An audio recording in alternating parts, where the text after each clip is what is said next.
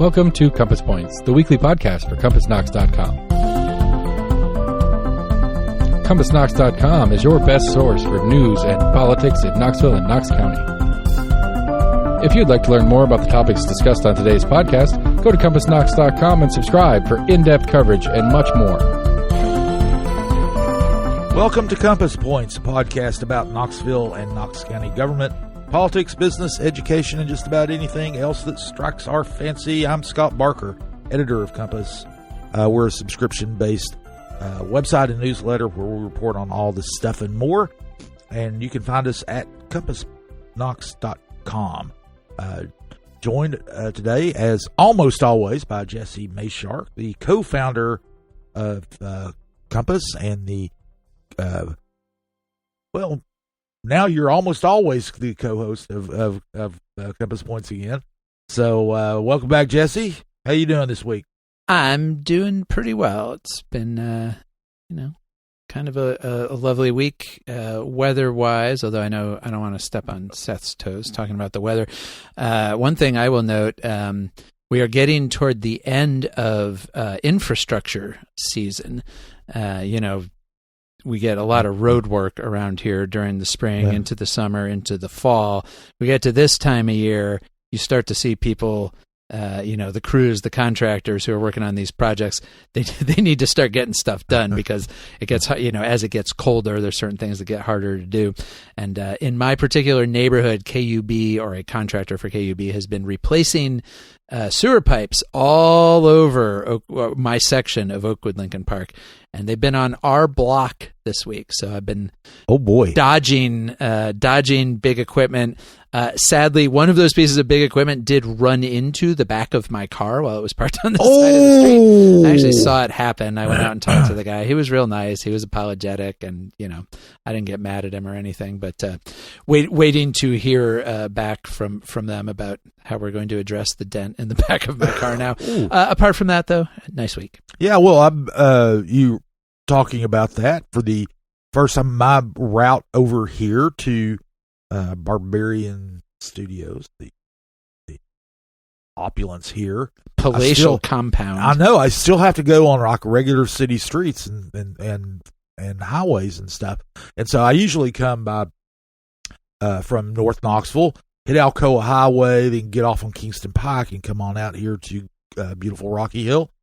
And for the first time in the 40 or 50 years that they've been working on Alcoa Highway, the rolling roadblocks were backed up. Ooh, I got caught in one of those the other day. All the way, almost all the way to I-40.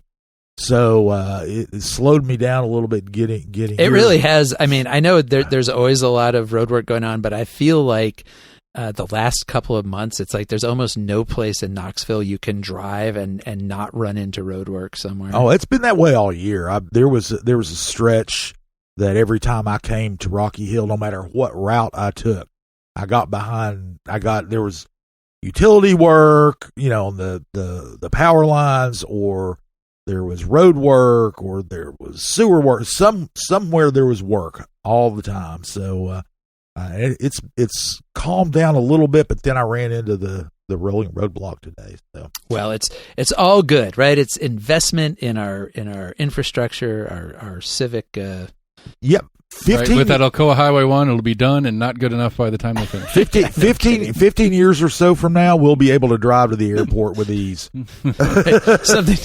This is what we're leaving to our grandchildren if it's all done by then.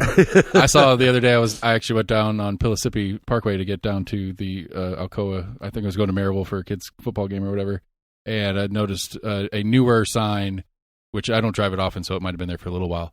On the exit that was proclaiming the completion of the Alcoa Highway project by the end of this year. I think I think it said spring of 26.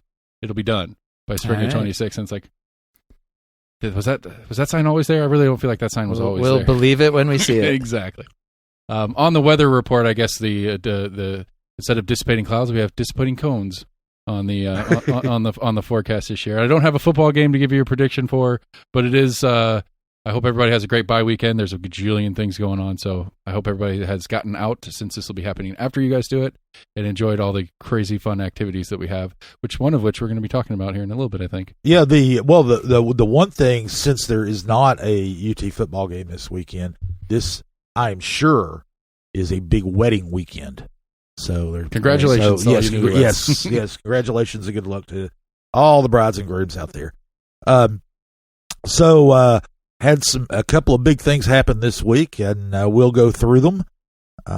We had one thing that is that people from outside of Knoxville will see more than we will. Is Visit Knoxville's come up with a brand new slogan to attract people to this city and the county. And we'll look at that. Then this weekend was supposed to be Knox Pride, the Pride Fest that Knox Pride puts on every year, in the Pride Parade, but it was canceled. We'll talk about why. Last weekend, Betsy Henderson got into a little. There's a little controversy involved with her politicking at an event at a school in Knox County. Then we're going to talk about a proposed new shelter for women and children experiencing homelessness that could dramatically change what goes on at the current area where most of our shelters are on the 400 block of North Broadway. That kind of ties in with the homelessness plan, long-awaited homelessness plan that was released last week. And a lot of people might have missed that because it was released on the same day that City Council met and killed the Emerald Youth Foundation deal to build a youth facility at a portion of Chilhowee Park. And that's what we'll lead off with today. We have talked about this ad nauseum. They finally came to a resolution of it last Tuesday, and it was a little bit anticlimactic. One of the this had been votes had been scheduled twice before and postponed until this past Tuesday. For the 3 or 4 people out there listening who don't know what was going on, Emerald Youth Foundation is going to buy a 13.7 acres or 12.7 acres of Chilhowee Park that is south of Magnolia Avenue from the main portion of the park. They were going to buy that for a little over $900,000 from the city and invest $20 to $30 million in a youth sports and activities and education center. It was going to have a health clinic, which would pretty much be the only one in East Knoxville. If they did that, they had that proposal up. It ran into vocal opposition on several fronts, and had been postponed. There had been public meetings about the plans and about what was going on there. Debbie Helsley, city council member, she's an at-large city council member, she was opposed to it. I did not really like the process. Thought it was not open enough, which was a common complaint by people who opposed it. She announced on Monday, the night before the meeting, that she would push for another postponement, but she didn't. She actually, at the very beginning of the meeting, where they finalized their agenda, proposed removing, just withdrawing the proposal, which in effect kills it. There is no, it wasn't postponed for a specific date in the future. In city government, they don't table things indefinitely. So she proposed withdrawing it. They had a little bit of discussion about it, and then voted 5-4 to withdraw it. And so there was no. It didn't get to the point where there was any real discussion of the merits. They didn't. There was no public discussion, no anything, which Vice Mayor Tommy Smith pointed out was kind of ironic that one of the complaints was there hadn't been enough public input, and then they voted to kill it without any public discussion at the last meeting. Although there's been plenty of public discussion about it, and of course Smith was a supporter of the Emerald Youth Project. The Helsley said, I talked to her after the meeting, said, well, about why she decided to go for a withdrawal rather than postponement. She said, well, the votes weren't there. It just wasn't going to pass anyway, so why go through all the rigmarole, which... and she knew the votes weren't there not because she had violated Sunshine Law by talking to other city council members about how they were going to vote, presumably. She... I asked her directly about that, and she said, how she found out about it. She said it was through the constituent grapevine, right, is how she put it. Because people people who are active on the issue talk to council members, and then they can go and tell other council members, oh, so-and-so's not going to vote for it, and they can gather intelligence that way. Yeah. Well, although, one of the things about that is not always reliable. Yeah. In fact, there was, I heard other things too. So, right. It was, we all knew this was going to be a close vote. I think you and I were talking ahead of it, and we anticipated it being a 5-4 vote, possibly in the other direction.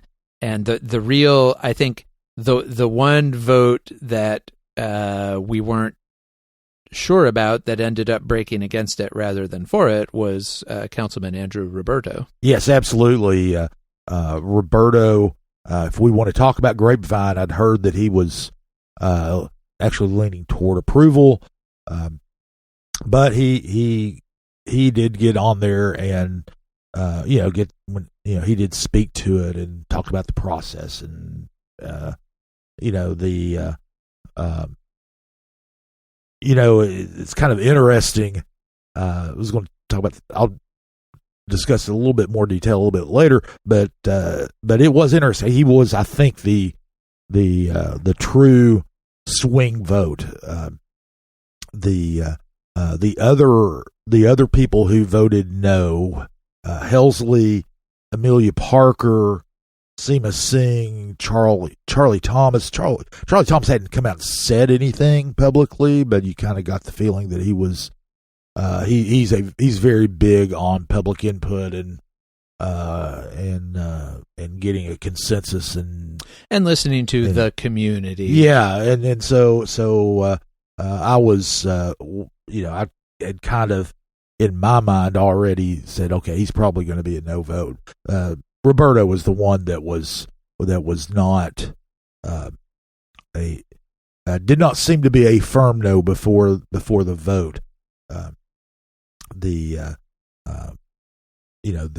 this is it's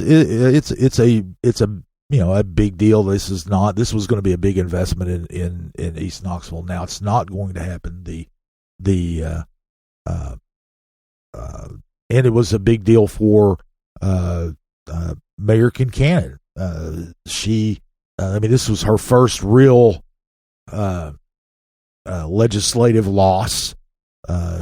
She's always enjoyed a 7-8 vote majority on just about everything she's done. Occasionally there will be another defector for various reasons, but generally speaking, 7 to 8 votes were pretty much guaranteed. She always had a guaranteed no vote because Amelia Parker has consistently been a critic of the administration, but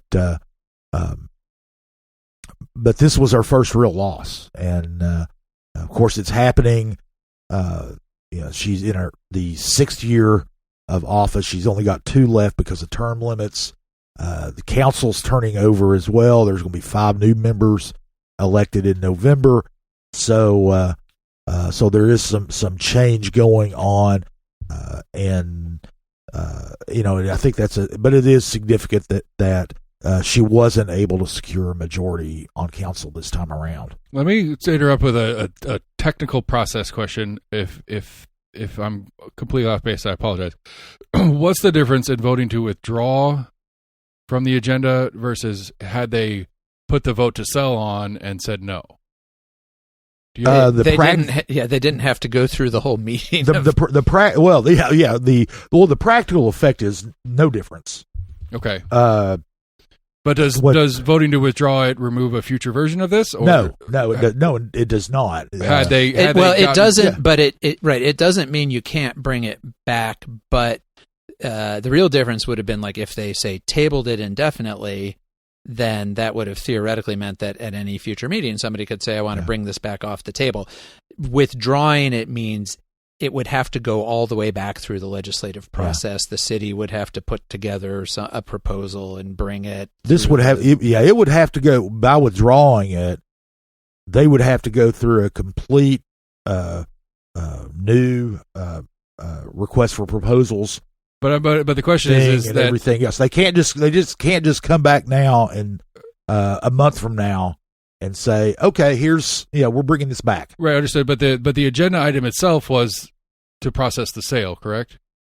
It was to vote on the contract. Okay, and so had they voted on the contract and failed, would that have a different result long term than this one? Okay, no. They still could have gone out and put out another RFP, which they could still do, although nobody has said that they're going to do anything. I don't think they'll do that. Yeah. Just on a process thing, so people can rest easy knowing if they wanted it. I think the biggest reason for withdrawing it was to deal with it at the front end of the meeting. Basically say, we know this is the thing everybody's here for. Yeah. And also, in Helsley's case, she felt like she knew how that vote was going to go.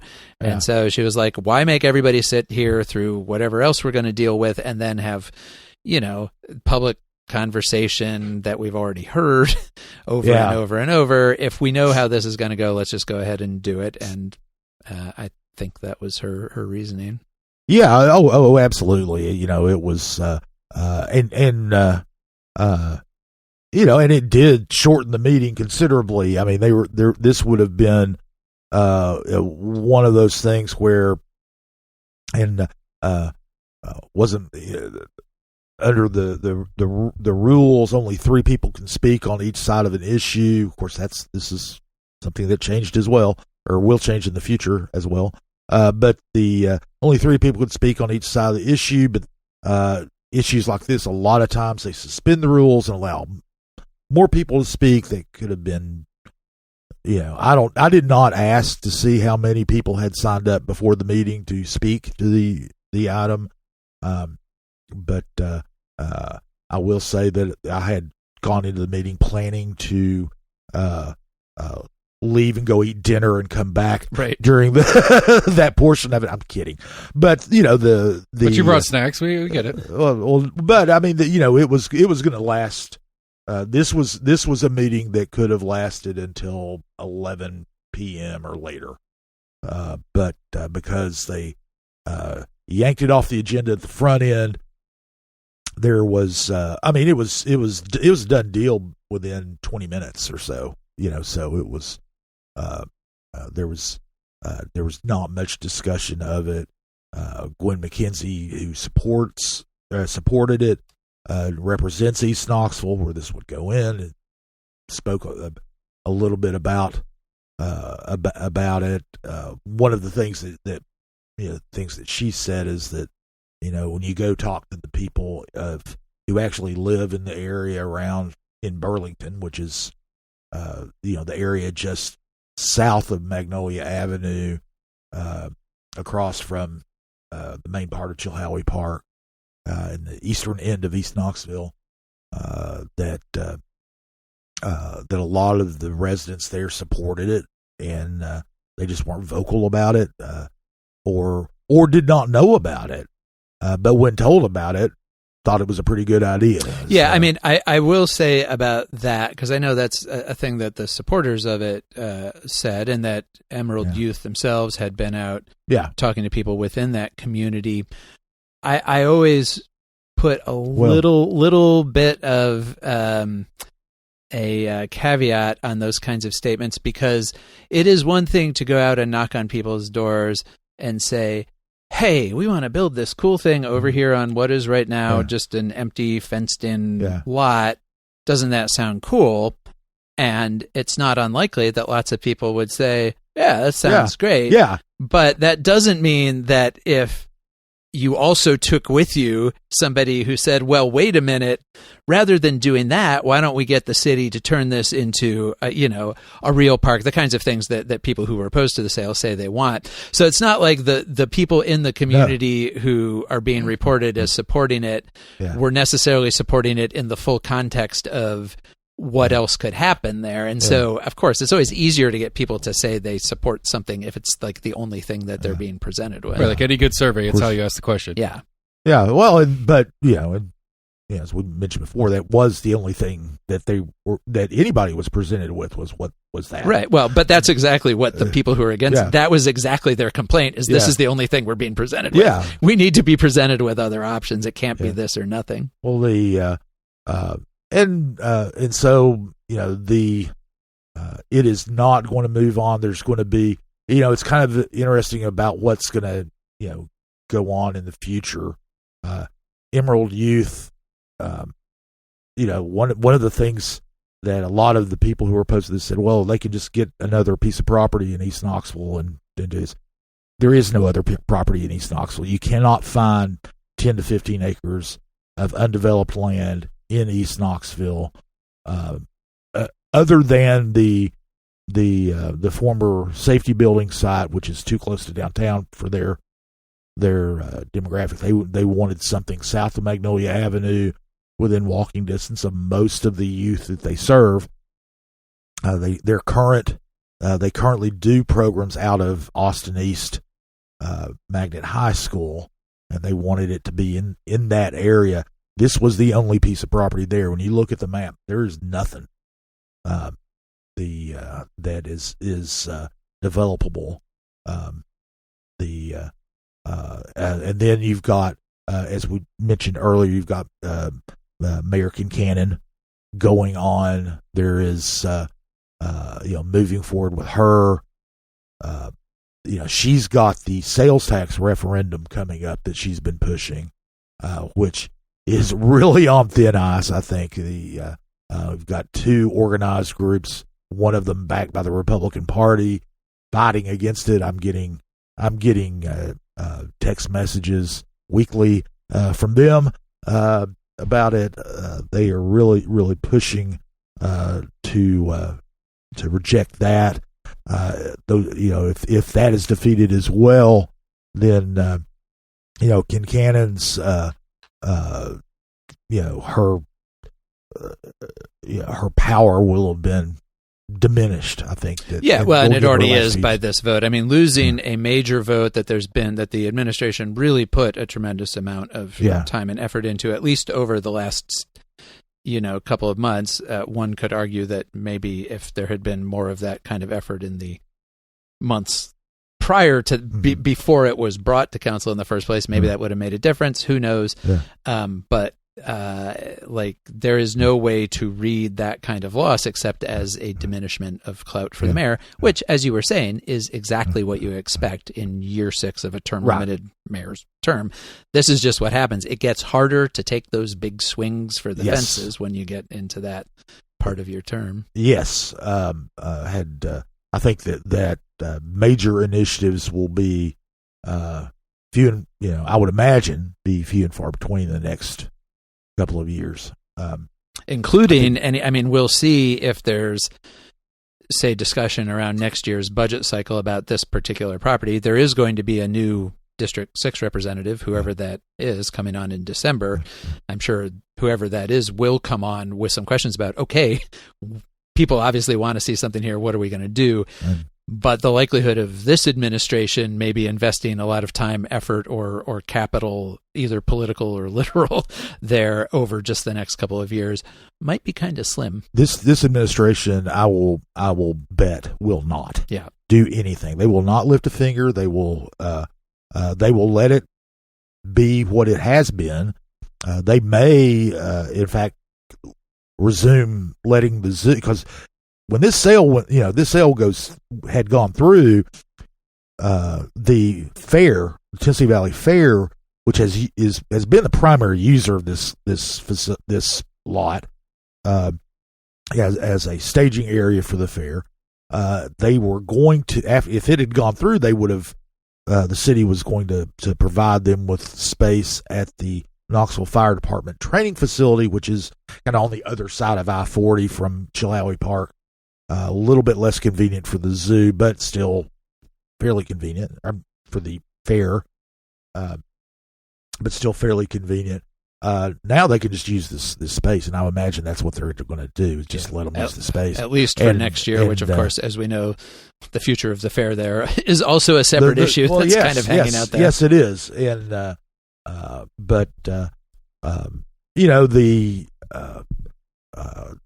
I think it probably would be a next mayor thing if anything gets done.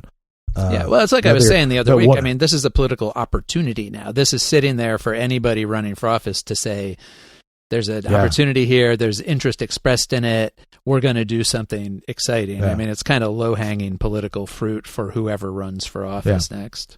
One other kind of aspect of it that's kind of interesting was Roberto's vote. One of the things is Roberto has been acting like he's going to run for mayor in 2027. He hasn't said he's going to run for mayor, but he's done a little bit of other things that are kind of a little bit more independent in some of the votes he's taken in the last few months, and it would be really interesting to see how it affects him, because one thing is for sure is that Emerald Youth Foundation has a lot of very wealthy donors. When they have their annual breakfast, a couple thousand people come. They are able to do these major works. They have this similar facility in Lonsdale. They have other programs throughout the inner city. They run a school. And you don't do that without having people donate a lot of money, and a lot of people donating a lot of money. And those people also donate to political campaigns, and that, of course, it remains to be seen if Roberto runs, how he would be received by people who also donate to Emerald Youth Foundation. Depending on the commitment of the individual donor, they may, they could say, well, no, because you didn't do that. Don't know what that calculus is. And the thing is, he did that. If he was thinking along these lines, thinking that, okay, I'll look more like a populist, and the people that oppose this will remember and vote for me. One of the things is the largest contingents of voters against this were they were led by the city council movement and some other groups that by and large are very progressive and support Amelia Parker, who also seems to be positioning herself to run for mayor. So, one cynical way of looking at it is he alienated a bunch of donors to try to get voters who won't vote for him anyway. Right. Certainly possible. I don't know. I don't know if I'm reading it is. right. I mean, that is it is a complicated. Let's assume, and I'm also going to give Roberto the benefit of the doubt and say that he was also evaluating the project on its merits. I would say he will say that, and I give him the benefit of the doubt too. I'm just bringing that up, but as a possibility. Assuming that there were some political calculations going on, that is a hard one to do. Sort of like, do you stand to gain more voters or lose more donors? And how does that, I mean, that's it's hard. Obviously, he ended up coming to the decision he came to. And if you couple that with, as we talked about the other week, him also coming out and saying he's not going to vote for that sales tax increase, you put those two together, and I think you do see somebody who is trying to kind of assess where, quote unquote, the public is on these things, and then also how that might carry over, in 2 years, which those are all, it's guesswork. It is guesswork, and it was a little bit of speculation on my part, although not a lot, because it's what everybody watching it is thinking. I did talk to a couple of people who were saying that it would probably hurt his donor pool. Yeah, but that might also depend on who he's running. Those donors are not going to go to Amelia Parker. No, they won't. No, they won't. So yes, it will depend on a lot of factors, and we got a lot of time between now and then too. We're not even through with this year's city council election. And we're already talking about next year's county, and then beyond that, the next city. It never ends. It doesn't. One thing that came out, as I mentioned earlier, also happened on Tuesday, and was probably overshadowed by a lot of people. We reported on it. But the office, the city county Office of Housing Stability came out with their strategic plan to address homelessness. This is something that has been in the works for a couple of years. The office has consulted a lot of stakeholders. One of the things that they've done that is kind of interesting is they have really brought in people who have lived experiences in homelessness as part of the process to come up with this plan. It's a 3-year plan. It's got it's pretty optimistic and ambitious. One of the, they want to, they've got basically 5 kind of goals. They want to really be more nimble and efficient in responding to homelessness. They've got one of the things is, as I mentioned, talking to people who have lived homeless and have lived without housing. They've got a lived experience advisory board they put together. It's going to help them look at what the community, the unhoused community needs. They're going to expand shelter diversion efforts and homeless prevention efforts. Especially, they want to increase the number of households that are diverted from homelessness by 150%. That's a pretty ambitious goal in an area that's still it still has a housing issue, especially with price. Then they want to reduce the number of people who are homeless and completely unhoused, people who are living either in cars or in tents, whatever.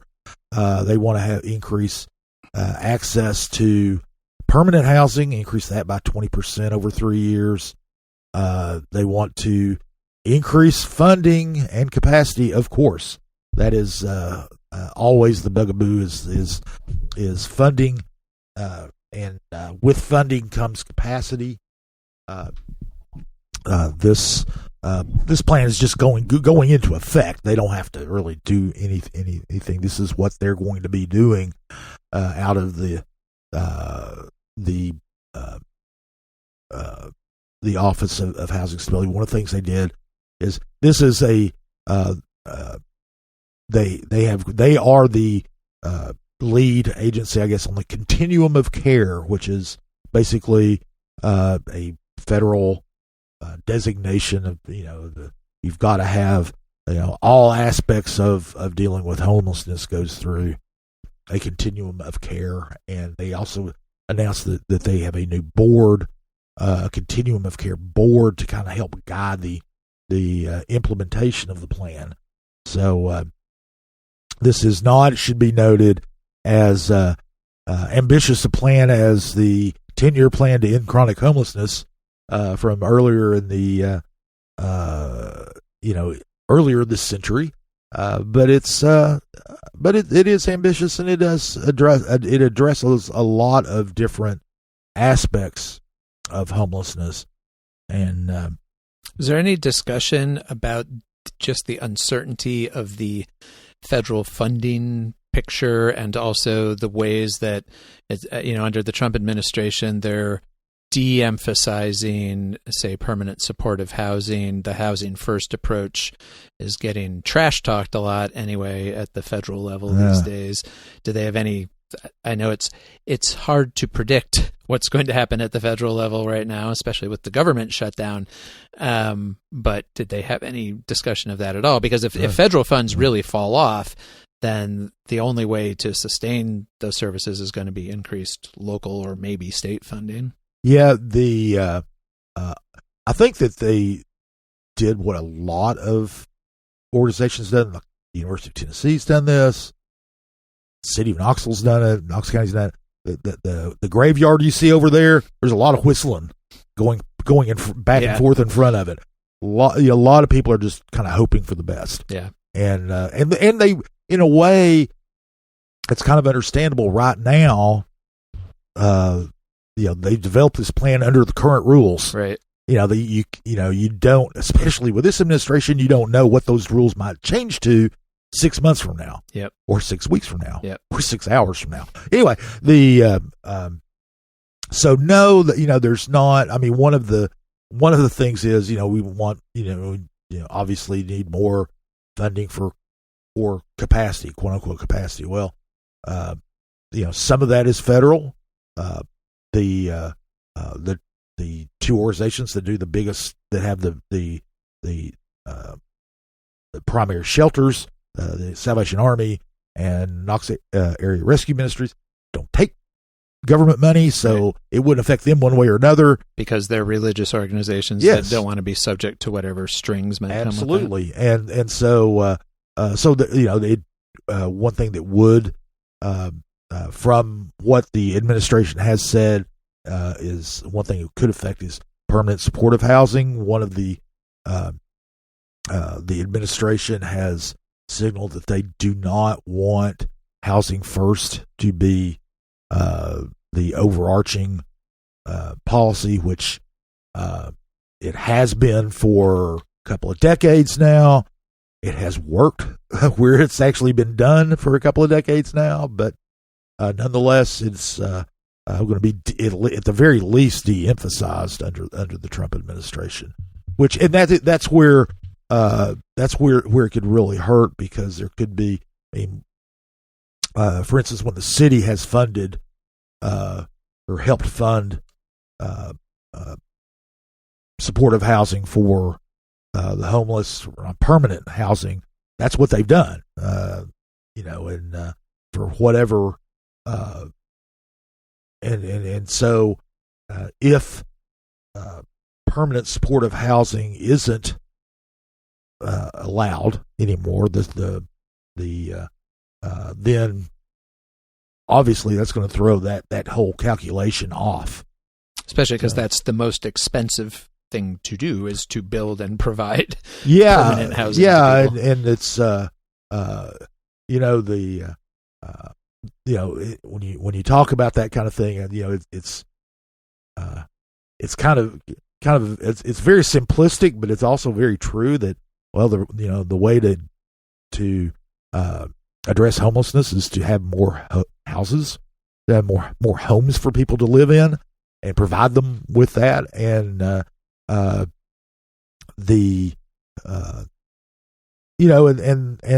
it may there's a sizable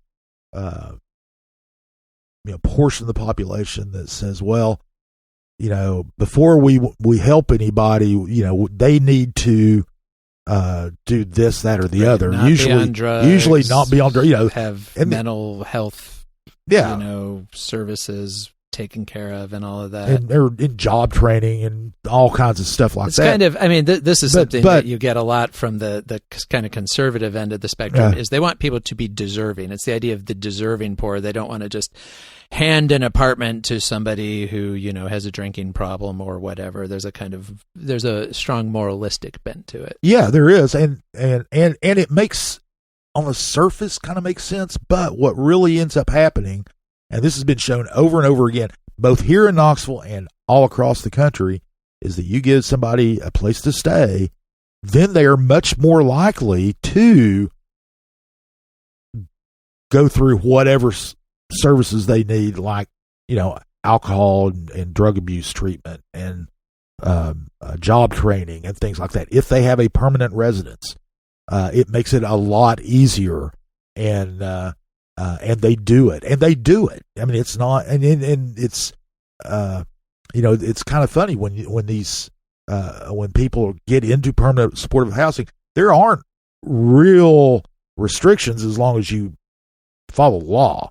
I mean, if you are someone who has had an alcohol problem for 20 years, and you go into permanent supportive housing, and you have your apartment there, you can go get a bottle of whiskey or vodka or 6-pack of beer or whatever, and drink it. You're not creating problems. As long as you don't violate the law, and that's not violating the law.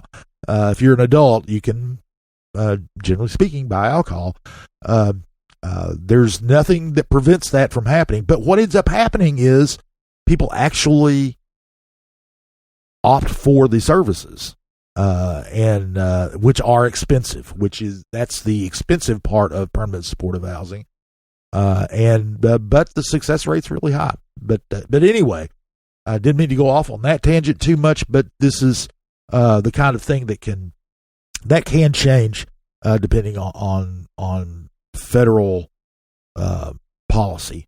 And but it wasn't mentioned this anyway. They do now have a homeless plan. One of the things that they're going to be doing in this is making sure that anybody who gets support to do this kind of work will have to go through the continuum of care process. They have to participate in the collective effort, because this is it's a multi-agency, multi-governmental effort. You can't. It's not just there. The Office of Housing Stability is the closest thing to a central thing. Anybody can go help homeless people. Anybody can do that.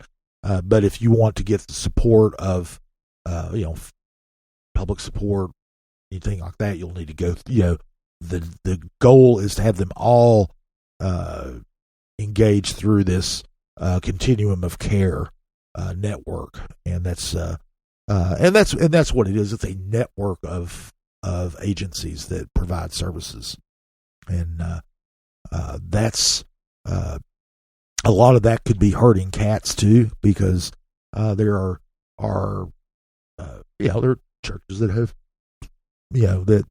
that provide meals at lunchtime once a week or twice a week or every day a week, and that aren't really in the continuum of care. They're just keep their doors open. That's what they do.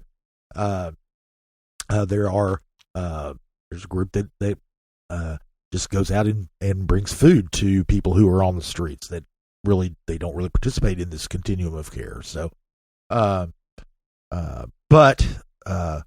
the idea behind this is that there is a collective effort, and everybody has this plan, and it's going to be everybody should be on the same page moving forward on it. So, one of the things that is in the plan that they they emphasize is need more beds. You need more housing. You need more transitional housing. You need more shelter housing. All of these things you need more. And Knox Area Rescue Ministry, coincidentally, has a proposal. It's really on the surface of it was just a regular rezoning for a new shelter in north, kind of east, kind of Knoxville. I'll get to that in a second, but it's a shelter that they want to do. They had to get this property rezoned, but then it turns out they've got bigger plans than just opening a new shelter. This shelter would be for women and children only. It would be a campus-like setting. It's on industrial property on 9th Avenue, which is just north of I-40 from the Park Ridge neighborhood, and east of Broadway, First Creek in North Knoxville, south of the Bell Morris neighborhood. It is an industrial area with some very, very modest single-family houses there. The area is the site of one of the most notorious crimes in Knoxville in the last years. The Chipman Street runs through this area. The Christian Newsom murders occurred there.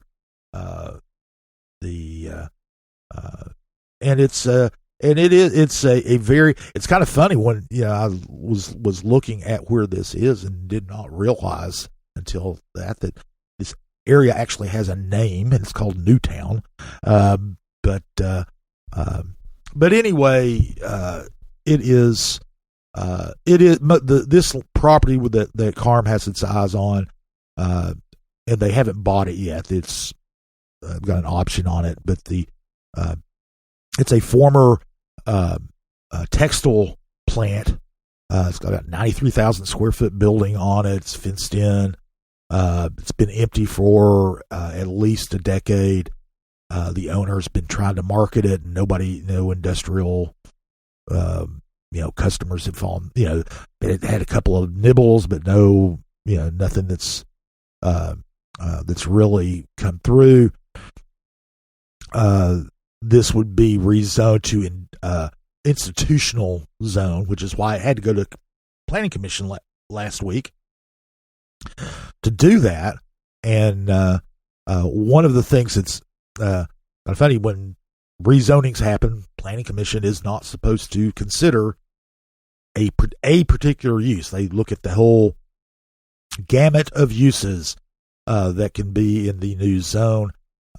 Part of an industrial or an institutional zones, that's where schools go, and all kinds of things can go there. But one of the things is a shelter, and it was kind of interesting because originally they were going to put this on their consent agenda, which is any items that don't appear to be controversial get put on the consent agenda. They vote on all of them at once, and there's no real discussion about them beyond that. This one was taken off the consent agenda. There were people who were opposed to it. A representative of one of the businesses nearby talked about their security and their safety. The women who worked in there, there was a lot of concern that this would be a magnet for people who are homeless, and not just the people that will be staying there, but there was quite a bit of discussion about the proper zoning. There were a couple of planning commissioners didn't think that it was wise to get rid of property zoned for industrial use, regardless. Even if they could do that, but there was really no way to put a shelter on property that's zoned for industrial use. So they went through all kinds of discussion about it. One thing they they talked a little bit about what Karn was going to be doing, but they didn't really go into too much detail about it. It was just going to be for women and children. They voted unanimously to approve this, which means they are recommending that City Council approve it. When they vote on it, they're going to be considering it in November. But I went and talked to the folks with Karn, the Todd Gilbert, who is their chief operating officer, was there and was talking to him, and he kind of explained to me what this does, enables them to do. This will enable them to, have to make the current shelter down on Lower Broadway, in the 400 block of North Broadway, a men's only shelter. There won't be any women and children there. They will be there.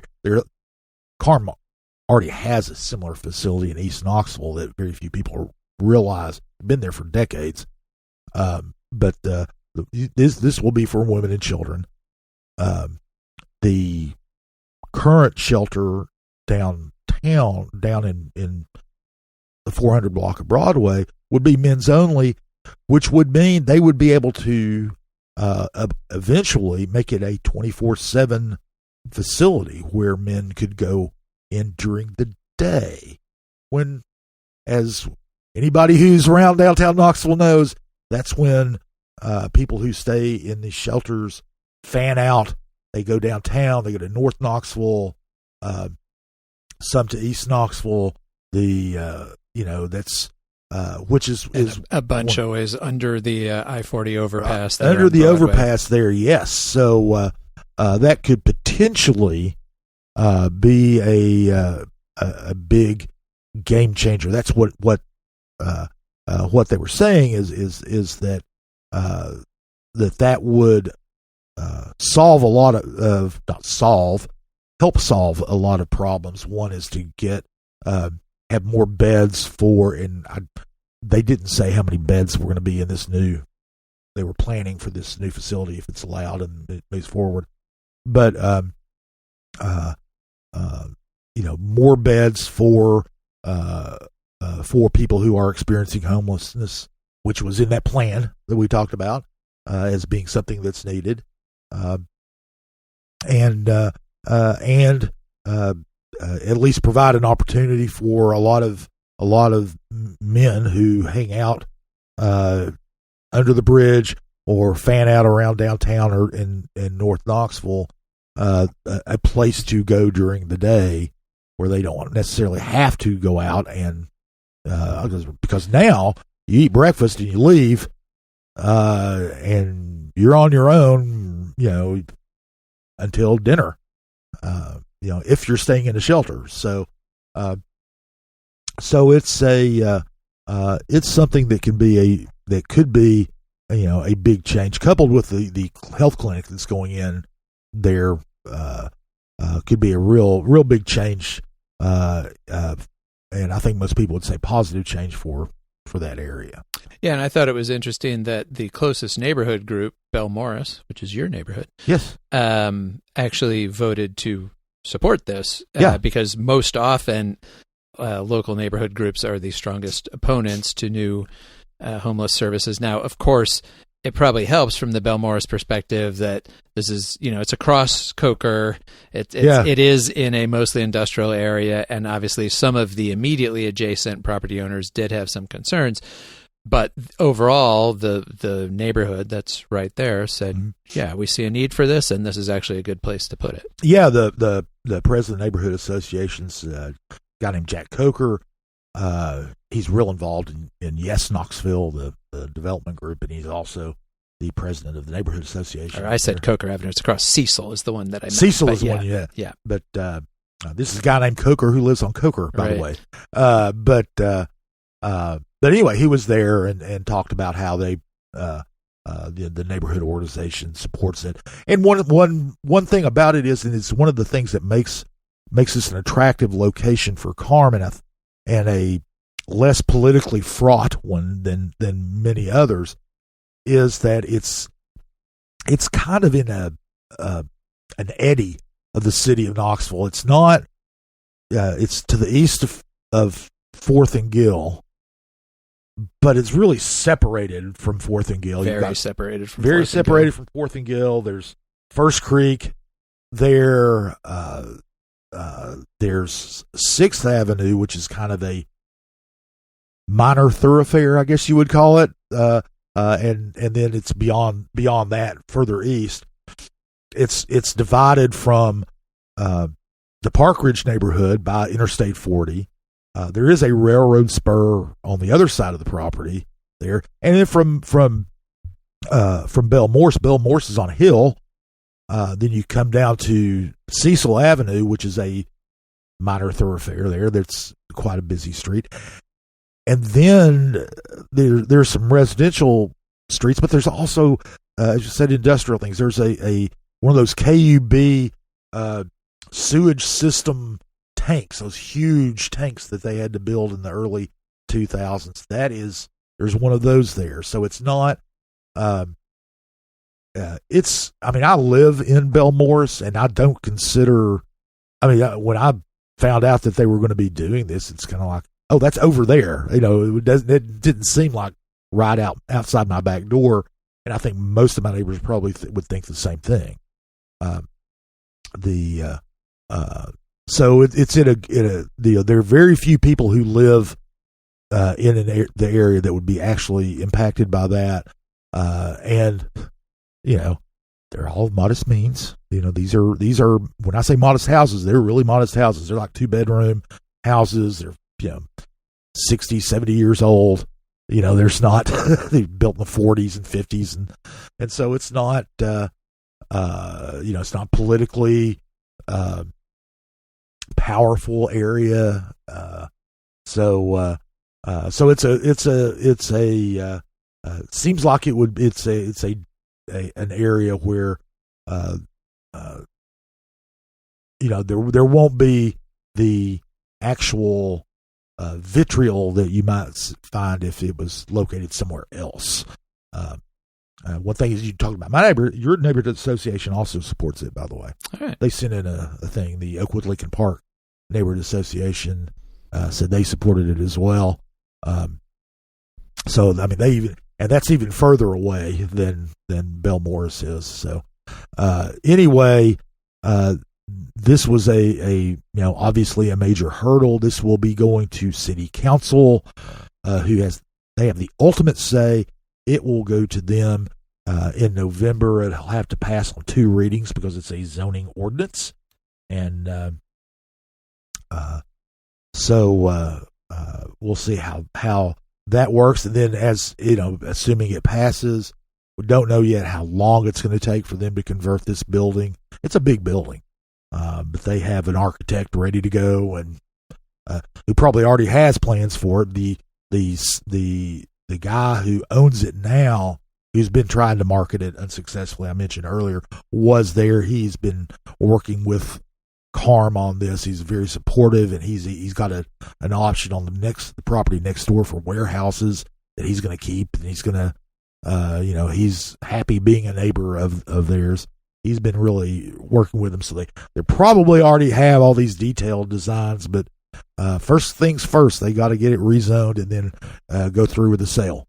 And to move out about as far away from downtown, the downtown Knoxville area as you can get, we're going to skip out to Karns. And lovely Karns. Karns, it is a lovely community. Really. From Carm to Karns. Carm to Karns, and in Karns, the Karns community fair people, they put on a fair every summer. They also put on a fall festival, and they had a fall festival at Karns Middle School 2 weekends ago now. It was, this was not this current weekend, but last weekend on Saturday. They had the fall festival. It's a fundraiser for Karns Middle School. They raised about $800 for the school, at least, and it's like any other kind of festival. They had food. They had booths set up for people that they would sell the booths, and that's how they raise their money for these things. And different organizations had them, and also these are called sponsorships. Technically, they go to political figures, and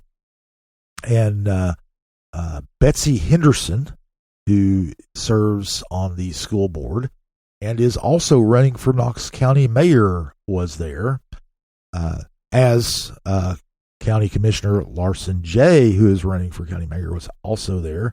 There are some differences in what they did that we'll get into. But Henderson was there with her husband and daughter, and she and her husband had these T-shirts on that said, Betsy Henderson, county mayor. Of course, she is running for county mayor. And both the fair and the school system, and more importantly, the school system has a policy against campaigning on school property, against campaign materials being distributed on school property.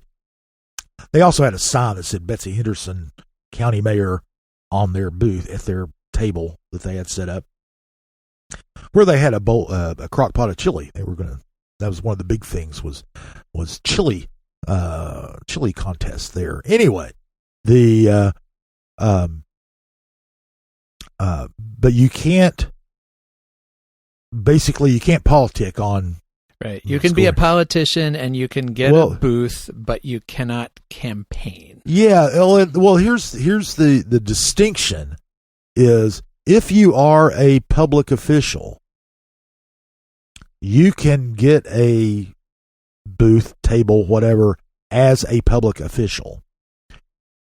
If you are a candidate for office, you can get a booth and have your name associated with the booth, but you can't campaign for the seat you want. In fact, there was a school board candidate there who did not display materials, who just had a booth, and it's interesting.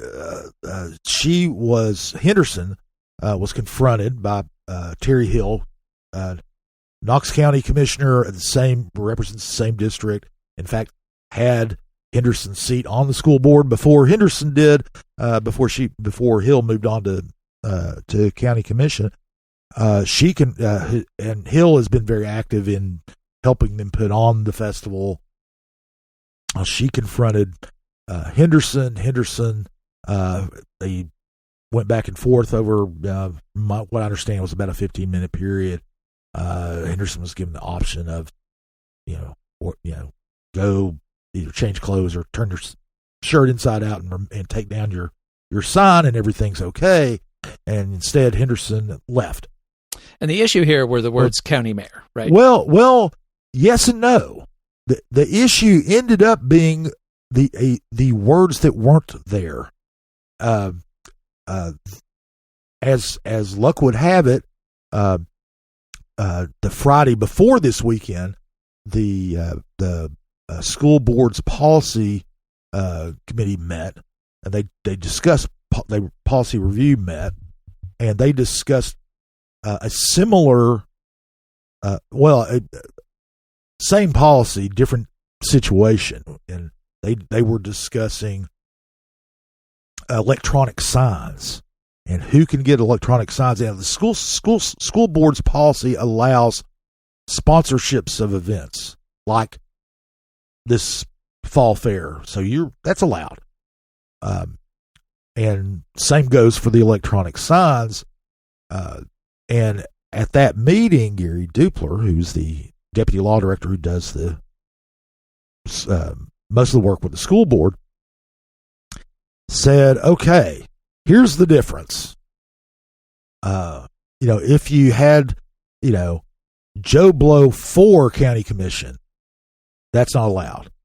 Elect Joe Blow county commission, that's not allowed. But if you just had Joe Blow county commission,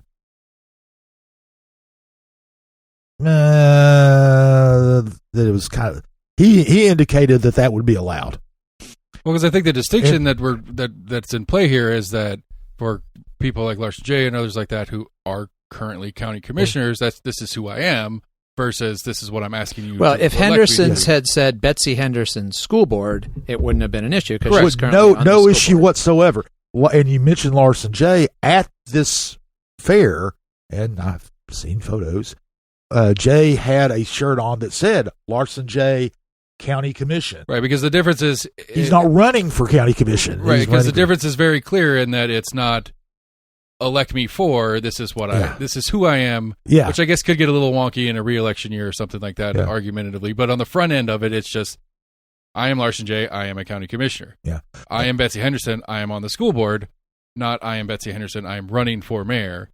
Well, that verb or whatever in there that the Dupler made the distinction on makes it even grayer than it was to start with. Well, yeah, it is a real gray area. First of all, those words aren't in the policy. That's just Gary Dupler's opinion, his interpretation of the policy, how he would interpret the events relative to the policy. The policy doesn't say anything about that. It just says you can't have campaign materials.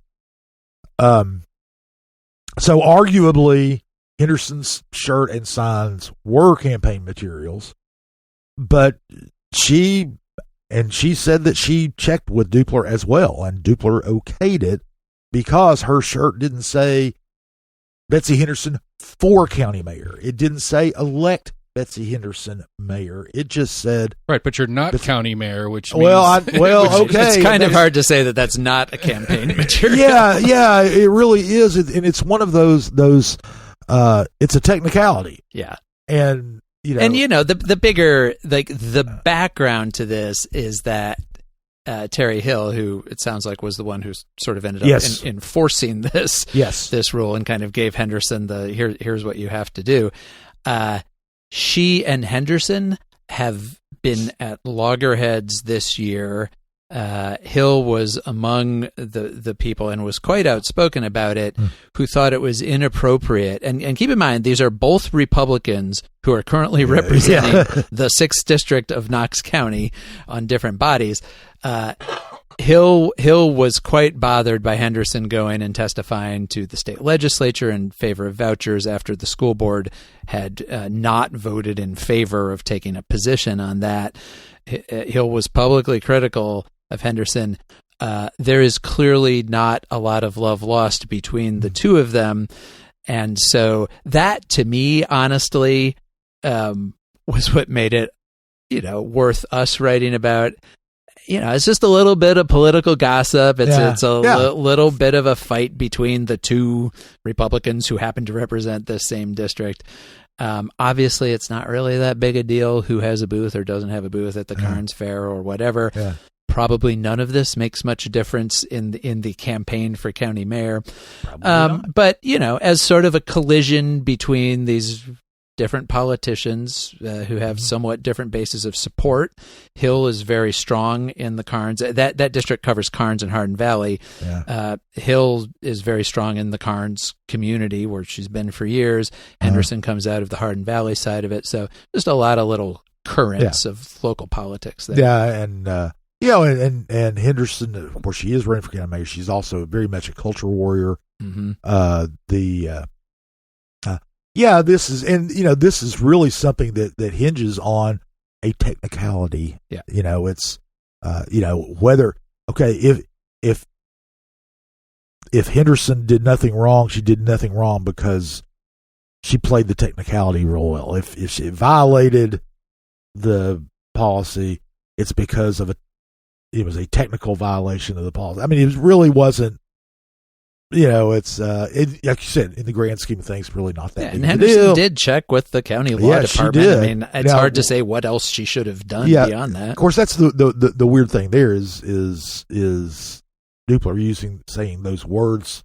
If you use those words, it's bad. If you don't use those words, it isn't, because that's not in the policy. Well, let me ask you a history question. Was she, as a school board member, was she part of the policy adjustments that made this in place? Yeah, she voted for it. Yeah. Okay. So she should know the intent of the rule. Yeah, and so again, in her opinion, she is not violating the intent of the rule that she starts setting up. I mean, that's what we can kind of glean out of the situation that she feels like when she helped write this rule, that what she is doing is not breaking said rule. Right. So what they're going to do is the policy review committee will be taking this up next month or this month, or the next time they meet. They will get it a little more clear. They're going to look into it and resolve any ambiguities. Now, one thing that like the Karns Fair folks could do is just say, well, this is too much of a hassle. We're just not going to have sponsorships by public officials. But they don't want to do that because they rely on those public officials to come and sponsor those booths. No, there were, they I believe it was $10 a table for sponsorships like that. It might have been more. But if I recall correctly, when I was looking at some of this stuff, I did see that.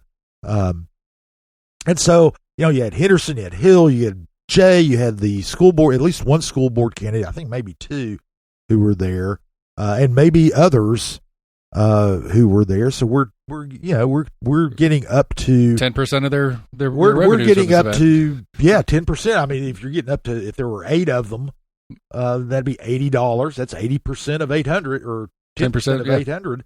So yeah, I mean it's I get it. Try to do any fundraising stuff from my experience. Anybody who's got is willing to hand you the check, you're not thinking of reasons not to take their money is the general consensus from most people that do fundraising that I've worked with. Well, I will go out on a limb here and say that this will not be the last, nor will it be the most controversial thing that comes out of this mayor's race this year. I think with three candidates running, strong, viable candidates running on the Republican side, I think we're going to be seeing a lot of this kind of like elbowing and you and I and other reporters in town are going to be getting, as we did with this one, we're going to be getting text messages from public officials around Knoxville and Knox County saying, did you hear what happened here? Did you hear what so-and-so said about so-and-so? Like, this is politics, and that race is now, what are we, 7 months out from something like that Republican primary? So things are going to heat up. Yeah, and we've already seen on the other candidates, Jay, who is on county commission, and Kim Frazier, who's on county commission, are both the other Republican candidates in this race. They have sparred at county commission meetings. So it's going to be quite interesting. I think this deserves the Terrell Owens quote of "Get your popcorn ready." Yeah, this is going to be a good show. Absolutely. Well, speaking of festivals, we'll make that segue. Speaking of festivals, there was a festival that did not happen this past weekend, and that was Pride, which is Knox Pride, the oldest and largest LGBTQ advocacy group in the area, holds Pride Fest every year and the Pride Parade. And this year, however, at the last minute, they canceled, and they said that it was because they couldn't get insurance. And what does this mean, Jesse? What do you think that it means that this is, a high profile event for their community and it was canceled? Well, I mean, I think one thing it means is that there was a lot of disappointment, I think, in the local LGBTQ community, especially that it's this year when I think because of a lot of what's going on out of the administration in D.C. and certainly a lot of the kind of anti-LGBTQ rhetoric that we hear from, our Republican supermajority here in Tennessee, this is a year that I think people were wanting to get together, wanting to feel that community and support. And so I think it seemed to a lot of people like a sort of especially unfortunate year for this not to happen. In years past, Knox Pride, the Pride Festival here, has been one of the largest Pride celebrations in the Southeast. There was one year, some years back, where it was ranked one of the top 10 Pride festivals in the country. And it has grown a lot over time and became, at least for a while, something that lots of public officials, especially in the city, not so many Knox County officials, but Knoxville City Council members, the last couple of mayors have made regular appearances there, and it's been they have, the festival kind of has two parts. There's the parade through downtown, and then the big day-long festival on World's Fair Park, and I think Knox Pride has gone through some changes in recent years, and they've broadened their services in a lot of ways. They now have their Knox Pride Community Resource Center down there in South Knoxville, which offers a lot of year-round services to the local LGBTQ community, and they're continuing to do that. It's not like they canceled those things. So I will say that after last year's Pride Festival, I remember seeing and hearing some concerns from people who felt like it had maybe fallen off a little bit in terms of its level of organization and promotion, and maybe felt a little haphazard. That was something that I did hear last year. And so for any organization 4 days before a planned festival to suddenly come out and say it's canceled, we're not doing it, is obviously going to raise a lot of questions. The issue of getting insurance for any kind of sizable public event can be a real struggle, as anybody knows who's gone through it. That certainly can be difficult. That said, people managed to do it. I mean, there were other events that happened this past weekend that people had gone and gotten insurance for. I saw some speculation online. Well, our insurance company is getting wary of LGBTQ events. That doesn't seem to be the case. We just had Sono Pride in June, happened in South Knoxville very successfully. And even in the announcement from Knox Pride that they weren't having this weekend, they encouraged people to go ahead and go down to Chattanooga, because Chattanooga Pride was this weekend as well. Well, that's an event that managed to, to happen. So, they didn't release any details of why or how that particular challenge arose this year. But I have certainly seen people asking questions about sort of like the level of organizational capacity there, or whether the festival has maybe, not gotten as much attention because of the other things they're doing, and maybe there needs to be somebody else within the organization taking care. We'll see. They did say they absolutely plan to come back in 2026. The other point that John Camp, the executive director of Knox Pride, made in his public announcement was that this is a time of a lot of security concerns in general for LGBTQ people, because they feel like they are the target of so much angry political rhetoric, which is true. And so, but he didn't say that was the reason they were canceling it. He was just kind of noting it, that it is a time where there's already, some anxiety out there about being out in public and celebrating and so forth. But he did say they plan to bring it back next year. So I guess we will see what happens there. It is notable, I think, that Sono Pride, which started as kind of an upstart festival a few years ago, a separate organization from Knox Pride, has actually built itself into quite a large event now there along Sevier Avenue in South Knoxville. And is also, because Knox Pride had moved from June to October, I think to get away from the heat of June. And October is a nicer time in East Tennessee to have a festival. But because of that, Sono Pride is now actually the only major LGBTQ event during Pride Month in Knoxville. And so that does seem to be growing and thriving, while maybe Knox Pride and Pride Fest are going through a little bit of who knows what challenges exactly. We'll see if they come back next year. Yeah, Knox Pride has been, a major locally focused festival. Yep. For the most part, regional, I guess, is a better way to put it. Knoxville's got plenty of festivals. We got the Dogwood Arts Festival. We got Rossini Festival. We got the Big Ears Festival. We got all kinds of festivals. Well, Visit Knoxville is the group that promotes Knoxville and its festivals, and they have come up with a new slogan for their campaigns to get people to come here. It's kind of interesting. I didn't even know what the old slogan was, to be perfectly honest.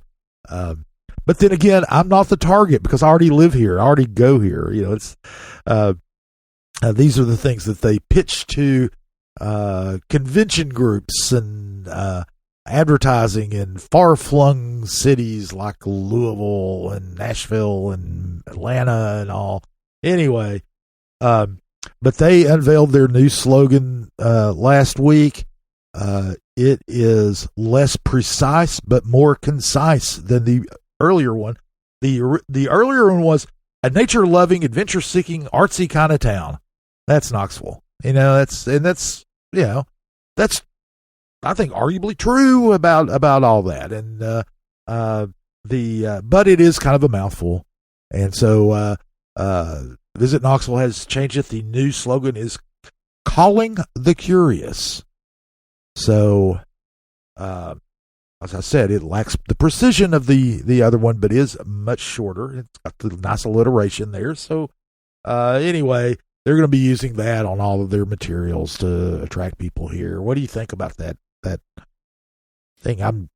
I'm bad at that kind of thing. There's a calling the curious. I think is interesting. Curiosity is good. I do think about the ways that curious is kind of used in pop culture these days. Actually, speaking of LGBTQ culture, there has been a long-standing use of curious, especially around bisexuality. That there are people who identify themselves as bi-curious, and so that has kind of been absorbed into broader pop culture, and people just use that in all sorts of ways. I wouldn't say that I'm into Thai food, but I'm Thai curious, that kind of thing. So that was the first reference that I had for it, I'm wine curious. Wine I'm not curious. Really good at it. Don't really that's not understand necessarily a bad connotation, but it was sort of the first connotation I thought of, which may not be the first connotation that probably not what Kim Bumpus wanted you to think of. Was looking for. I will say that. This is a long-standing thing. Like when I was at Metropulse many years ago, and I'm going to say this was around 2000, when the Knox Tourism and Sports Corp was kind of first coming into being and was launching its first big branding campaign. You may remember this one, Scott. It settled on Knoxville, where nature and technology meet. And this was, kind of intended to refer to, we're close to the Smokies and we're close to Oak Ridge. You have UT and TVA. That's kind of the technology. But I always remember Jack Neely at Metropulse writing, as opposed to all of those cities where nature and technology don't meet. Because the meeting of nature and technology is sort of something that inherently happens in cities. It's kind of the definition of a city. Yeah, exactly. So, calling the curious, it's better than where nature and technology meet. Let's put it that way. That is true. And it's better than the one that followed that says we're close to something cool. Right. Well, the other thing, they also used to call us the gateway to the Smokies, which drove lots of people in Knoxville crazy, because it was kind of saying the best thing we can tell you about Knoxville is that we're close to someplace you might want to go to. The best thing we could say is drive on by. Right, exactly. Maybe stop for a cup of coffee on your way. And I do think that it has been a major focus of Visit Knoxville over the last couple of decades, to really focus on Knoxville and Knox County itself as a destination. I think we need to do something that's like all the restaurants, right? Isn't that kind of one of the things that I think Knoxville's always been famous for? We have all the restaurants. We do have a lot of restaurants. Yeah, and so, I think that they're looking for things that say something positive about Knoxville itself, which, calling the curious, it does say, it at least suggests that there's stuff here to discover. Yes, I think that's where I was going to go with that. It is open-ended enough to where, okay, curious about what exactly? And then you go, well, what do they have that I might be curious about? And yeah, it is. I mean, the whole, these kinds of slogans are designed to pique your interest, and arguably this does, and then and to get people to take a look at what you have to offer as opposed to somebody else. Now, I don't know what the slogans are for Louisville. I don't know what they are. Right. Well, and for that's Cincinnati. The other thing is, how much does any of this actually matter? I think don't it's have a very to open question. I will say this: I have never, ever, ever visited somewhere because of a slogan. Yeah. I think it's one of those things. There may be some places I've avoided because of a slogan. That's exactly what I was about to say. I think it's one of those things that it can only hurt you if it's bad. If it's really good, it's just kind of meh. You know what I'm saying? Like it's only potentially a negative if you do a really, really well, bad and I'm one. sure it'll be tied in with an advertising campaign, and they probably have different iterations of how they're going to represent that and everything. So I'm sure they will. I mean, one thing,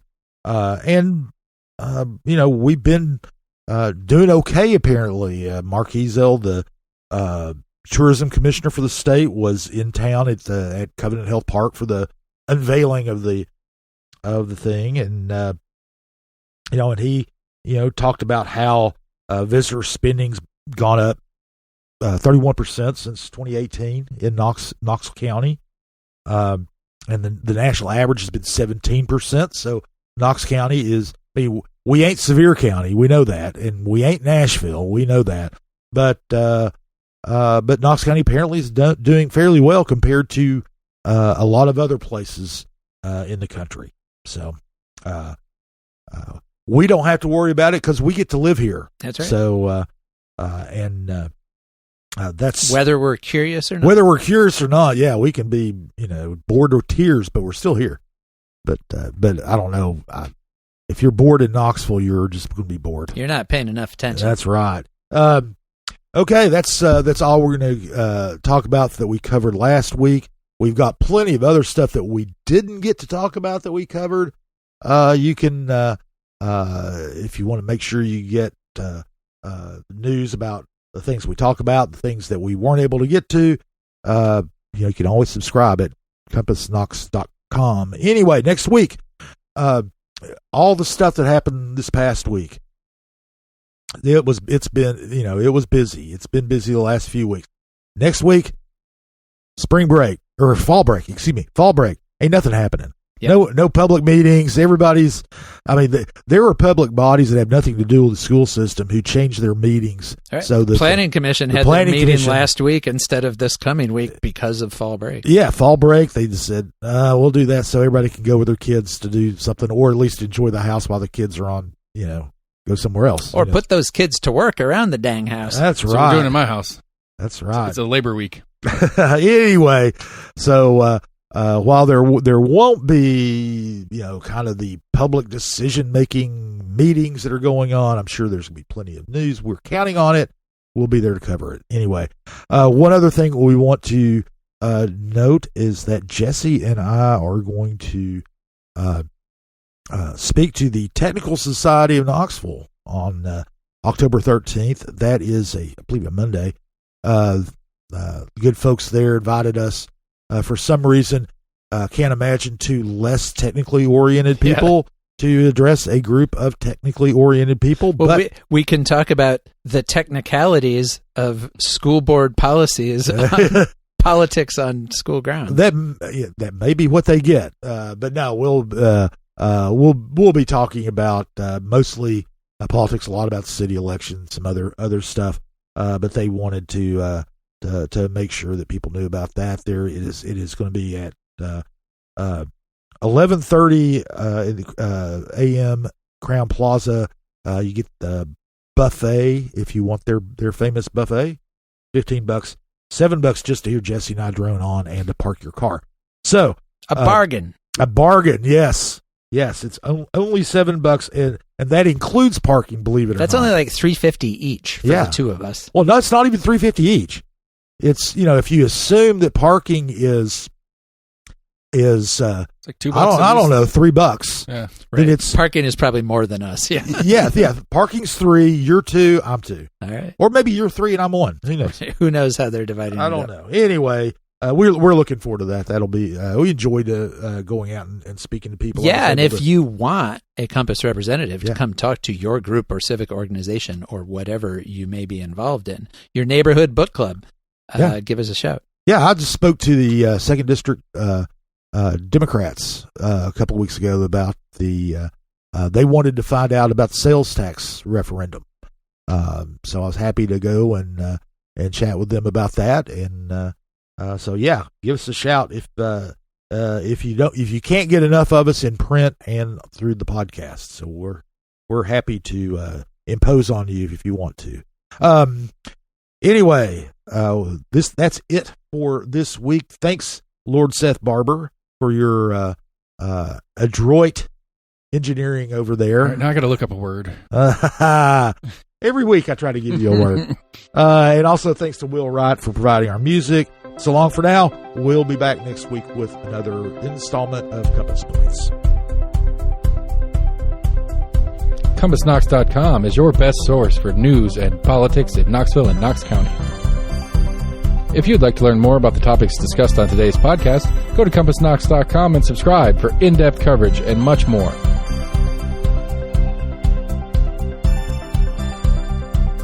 And many thanks to William Wright for composing our theme song.